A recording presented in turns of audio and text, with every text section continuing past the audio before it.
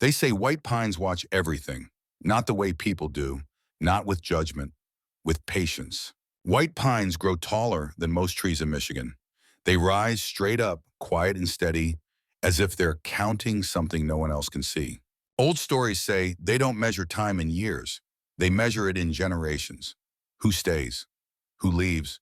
Who never comes back? Families used to mark land by white pines, not because they were easy to spot, but because they remembered where people belonged. If a child spent too long standing beneath one, the elders would call them away. They believed the tree could tell when someone was already halfway gone. White pines lean, just slightly, not toward everyone, only toward the ones who will leave early and never quite return the same.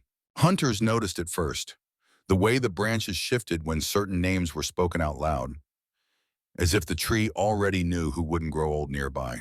But the old stories also warned about something else. People who spoke for trees that weren't theirs. White pines didn't react to strangers passing through.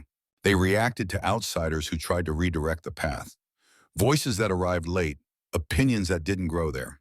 Hands reaching into roots they never planted. Those voices often thought they were helping. That was the danger. White pines don't bend for interference. They don't correct your course. They don't argue. They simply mark who belongs and who is trying to stand where they don't grow. When too many outside voices gather, the forest goes quiet. Not peaceful, alert. Because disruption doesn't always come as violence. Sometimes it comes as concern, as advice, as involvement no one asked for.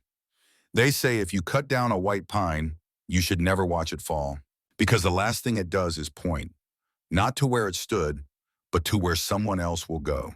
When the wind moves through a stand of white pines, it doesn't sound like rustling. It sounds like counting. 1, 2, gone. Some trees remember storms. Some remember fire. White pines remember departure, and they never forget who was meant to stay. Some things grow here for a reason, not to be touched, not to be taken, just remembered.